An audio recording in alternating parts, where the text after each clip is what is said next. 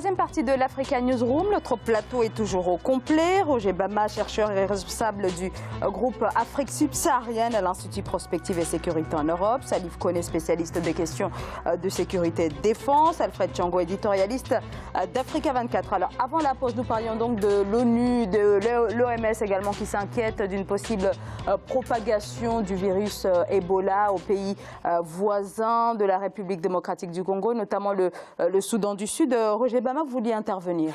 Oui, tout à fait, madame, merci. Je voulais revenir sur ce qui a été évoqué par notre journaliste à propos d'une structure d'intervention médicale africaine. C'est très important. On peut le faire au même titre qu'on est en train de mettre en place les forces armées africaines d'anticipation. Voilà. Donc on peut le faire aussi.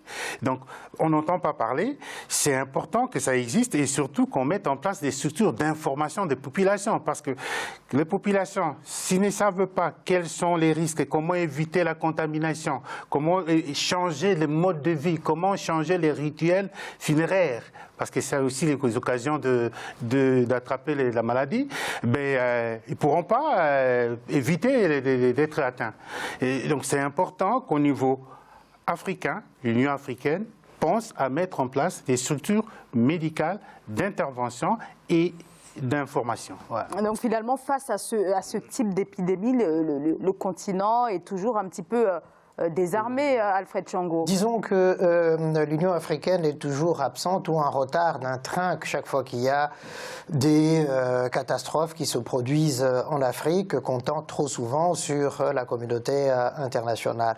Là, on le rappelait ici en off, depuis 1976, on connaît Ebola. Il y a une expertise africaine médicale qui existe, sanitaire qui existe, mais l'Union africaine est incapable de mettre en place une structure, une cellule qui, chaque fois qu'il y aurait ce type de cas, interviendrait directement, au lieu d'attendre d'abord que ça vienne des institutions internationales. C'est le regret qu'on exprimait ici. On ne sait pas quand l'Union africaine se réveillera un jour sur ces questions qui concernent l'Afrique. Alors, on va passer à notre Zoom Société consacré aujourd'hui aux vendeurs de rue à Abidjan.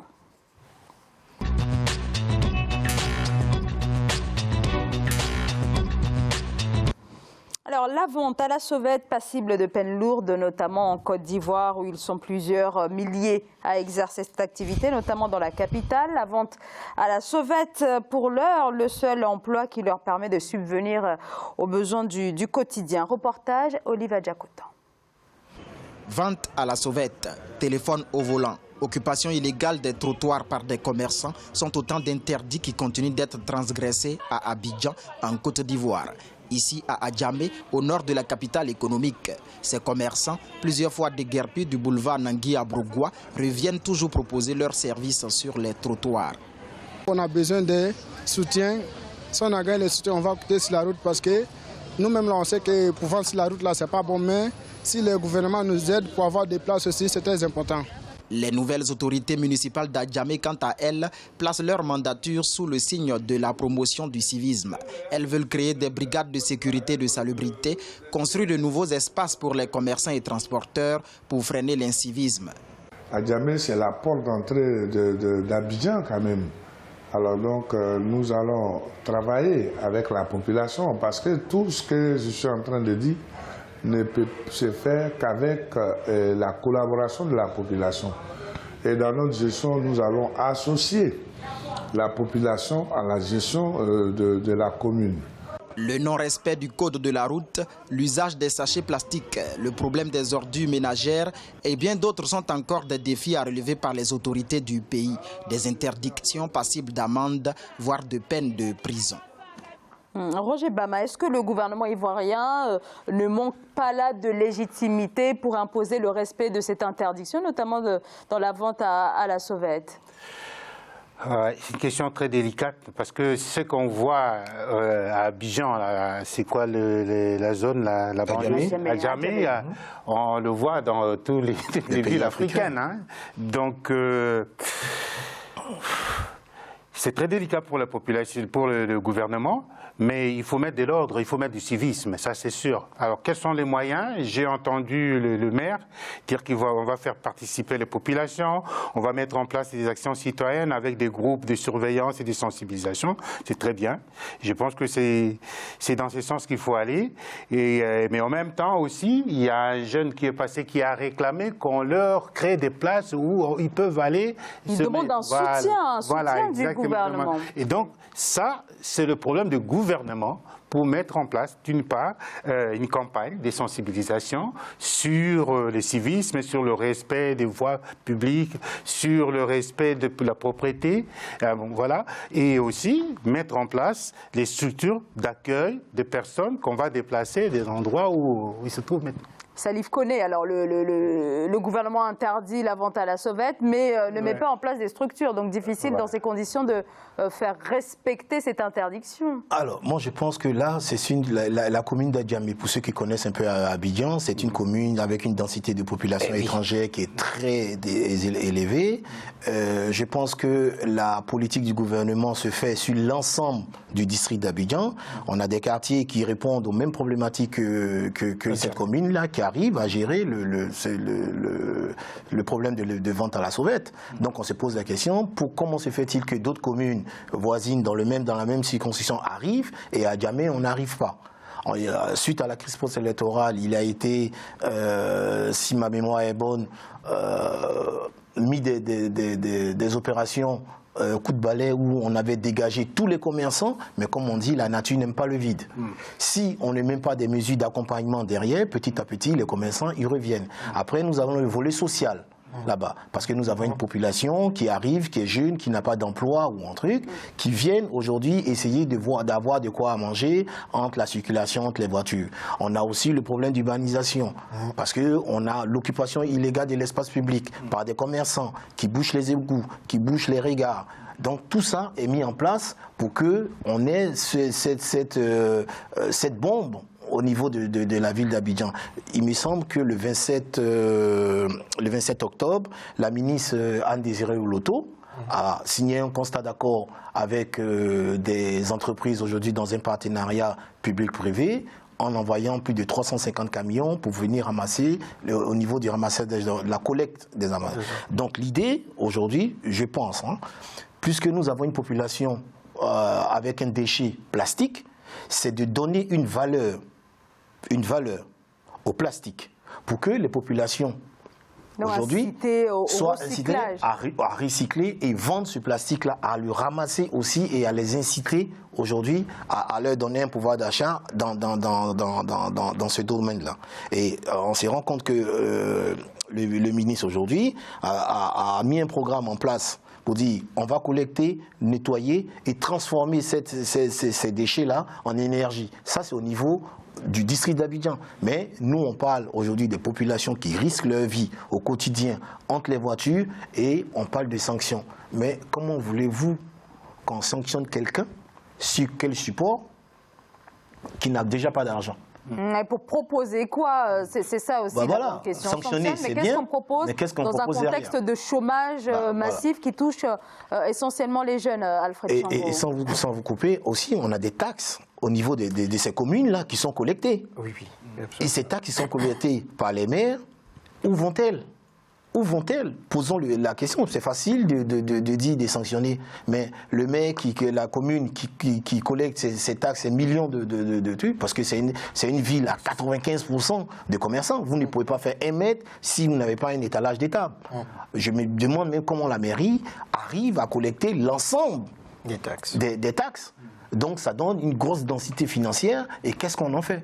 Alfred Chango. Je crois que là, ce sont des questions très intéressantes qui sont posées, à la fois en termes d'environnement, en termes d'écologie, en termes d'économie sociale pour ces populations jeunes, en particulier d'Adjamé, et des questions de respect de la loi d'un côté. Si on remonte un peu dans le temps, je crois que c'est depuis 2009 ou 2010 que des mesures ont été prises, justement, pour essayer d'assainir cette situation-là au point de vue juridique. Simplement, entre le moment où la loi est votée, décidée, et son applicabilité sur le terrain, il y a de la marge justement parce que ce qui se passe là en Côte d'Ivoire, mais à Abidjan, mais à Djamé en particulier, se passe un peu partout, c'est-à-dire l'articulation entre la loi et son effectivité sur le terrain. Et vous ne pouvez pas, en l'occurrence là, pour des populations qui n'ont pas d'autres revenus que justement cette vente-là, cette économie informelle, vous ne pouvez pas prendre des mesures contraignantes pour les empêcher justement de trouver de quoi vivre. Sinon, on est dans un cercle, j'allais dire, vicieux. Et donc, il faut aller vers la recherche de ce cercle vertueux. Je crois qu'il y a un certain nombre de choses qui ont été dites ici. Et ce que le maire, justement, d'Adjamé a dit, d'essayer d'associer la population pour inciter justement au civisme, pour trouver ensemble justement des réponses à cette... Je crois que ça va dans le bon sens. Mais la question aussi de l'usage des taxes, de ce qu'on en fait aussi, ça se pose, hein, parce que si on collecte des taxes et qu'on n'applique pas justement, là c'est problématique. Roger Bama, est-ce que le gouvernement ne devrait pas plutôt miser sur l'encadrement, la surveillance de ce type de commerce plutôt que de l'interdire finalement ? Je pense que c'est un peu plus compliqué que ça, madame. Je pense que c'est plutôt une politique à mettre en place, comme ça a été dit, une politique d'urbanisation, une politique de gestion de la circulation, une politique des cotisations comme les taxes, hein, comment gérer les taxes, ça. Aussi une politique sociale, parce que là, on a surtout des enfants, des jeunes qui n'ont pas d'emploi et qui ont des familles, qui attendent qu'ils amènent à manger. Donc, je pense que ce n'est pas aussi simple. C'est-à-dire qu'il faut intégrer les mesures qu'on veut prendre dans un cadre global. D'un programme du gouvernement. Voilà. Et je ne pense pas que ce soit des actions à mettre à court terme seulement. Ça doit être des programmes prévus à long terme. Parce qu'on peut faire de la communication, on peut les chasser, ces gens-là, ils reviendront, et puis ils vont revenir. Hein. Donc on va déplacer, on va déplacer les problèmes. On peut faire impression, et on fait l'effet médiatique, et puis quelques temps après, ils reviennent. Et donc, c'est pas ça qu'on veut. On veut que l'action qu'on va mettre en place soit pérenne.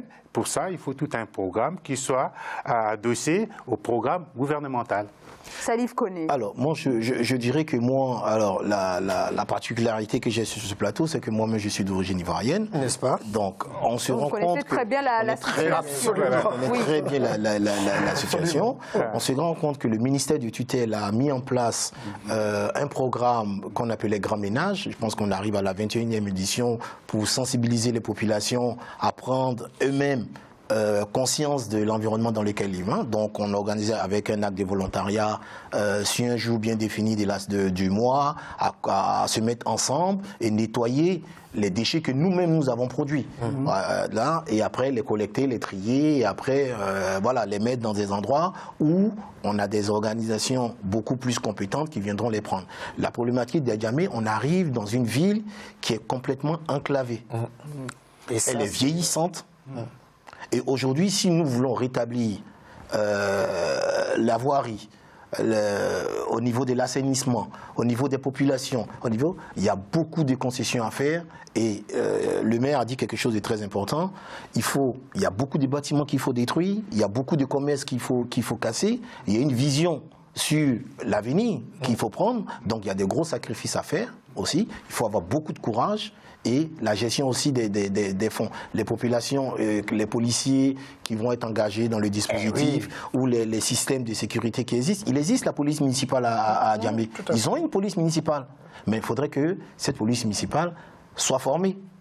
Déjà, soit formée. Et mettre en place tout un système de pouvoir identifier la personne, parce que vous savez qu'en Afrique, on ne marche pas avec une adresse géographique comme on marche souvent avec une boîte postale qui veut tout dire et qui ne veut rien dire. Donc, même si nous mettons des timbres amendes, comment allons-nous aujourd'hui encaisser, c'est un amende que nous allons mettre aux populations. Donc tout un environnement, une politique donc à repenser. On arrive au terme de cette émission. Merci à tous les trois d'y avoir pris part. Salif Koné, je rappelle que vous êtes spécialiste des questions de sécurité et de défense. Roger Gbama, vous êtes chercheur, responsable du groupe Afrique subsaharienne à l'Institut Prospective et Sécurité en Europe. Alfred Thiango, merci beaucoup. Merci pour vos précisions tout au long de cette émission. Mais très heureux de vous avoir retrouvé autour de ce plateau participer. aussi. Et puis à mes très chères téléspectatrices. Ouais. Merci beaucoup à tous les trois et merci à vous bien sûr de nous avoir suivis. Merci de votre fidélité. Je vous retrouve demain vendredi. Très bonne soirée.